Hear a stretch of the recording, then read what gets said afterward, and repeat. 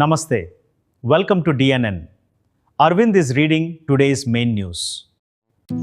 పెనగలూరు తహసీల్దార్ కార్యాలయంలో రికార్డుల తారుమారు ఆరోపణలు. VRO సస్పెన్షన్కు demand. పెనగలూరు మండలంలోని తిరుమల రాజుపేట గ్రామానికి చెందిన తాళపాక గంగమ్మ సర్వే నెంబర్ 493/1లో ఉన్న 74 సెంట్ల ప్రభుత్వ భూమిని గత 10 ఏళ్లుగా సాగు చేస్తున్నానని తెలిపారు. అయితే వీఆర్ఓ ప్రతాప్ సహకారంతో కొందరు తప్పుడు రికార్డులు సృష్టించి భూమిని ఆక్రమించేందుకు ప్రయత్నిస్తున్నారని ఆరోపించారు. గతంలో తహసీల్దార్ సమక్షంలో గ్రామస్తుల స్టేట్మెంట్ ఆధారంగా ధృవీకరణ ఇచ్చినప్పటికీ బదిలీ అనంతరం వీఆర్ఓ ఏకపక్షంగా వ్యవహరిస్తున్నాడని ఆమె ఆవేదన వ్యక్తం చేశారు. ఈ విషయంపై ప్రస్తుత తహసీల్దార్కు ఫిర్యాదు అందజేస్తూ వీఆర్ఓ ప్రతాప్పై సస్పెన్షన్ విధించాలని గ్రామస్తులు డిమాండ్ చేశారు.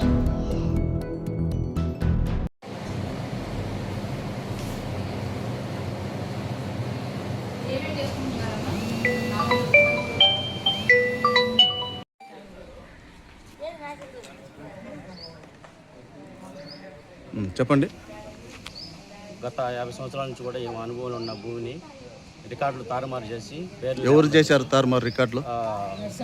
నరసింహాలు వాళ్ళు ఎంఆర్ఓ ఆఫీస్లో వీఆర్ఓ పెట్టుకొని తారుమారు చేసి వీఆర్ఓ ఎవరు? వీఆర్ఓ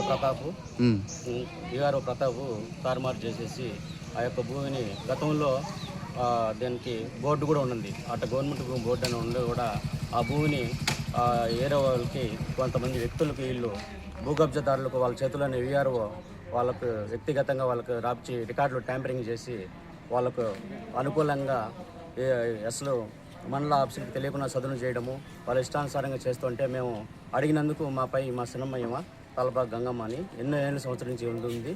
ఊర్లో అందరి దగ్గర కూడా విచారించి అన్నీ చేపించారు. ఒక సర్వేర్ కూడా వచ్చి సర్వే చేశారు. దానిపై గతంలో కూడా కొద్ది రోజుల ముందర వీడియో కూడా వేయడం జరిగింది. సర్వే చేసి అన్నీ చేసి ఆ రిపోర్ట్ మేము గతంలో ఉన్న ఎంఆర్ఎస్కి తెలియజేస్తే ఆ మేడం కూడా అన్నీ విచారించి అన్నీ చేశారు. విచారించి ఆ ఫైల్ కేసు పెట్టినందువల్ల ఎస్ఐ గారు పంపించారు. ఎస్ఐ గారు కూడా చెక్ చేసి ఇది నీది భూ అని చెప్పేసి పని చాలు చేసుకుంటాం. ఈ వీఆర్ఓ అడ్డుపడి మాకు వాళ్ళు ఫోన్ నడితే వాళ్ళకు అనుకూలంగా ఉండి వాళ్ళ గురించి ఏమీ అధికారులకు తెలియజేయకుండా ఆయన ఇష్టానుసారంగా చేస్తూ మేము పనులు చేసుకుంటుంటే మమ్మల్ని ఆపే విధంగా చేసి ఈ విధంగా ఇబ్బంది పడుతున్నారు. తగిన చర్యలు ఇక్కడ ఎంఆర్ఓ ఆఫీస్లో వీఆర్ఓ యొక్క ఆఫీస్ తరఫున వాళ్ళకి దీనిపై విచారణ చేసి తగిన చర్యలు తీసుకోవాల్సిందిగా కోరుతున్నాను.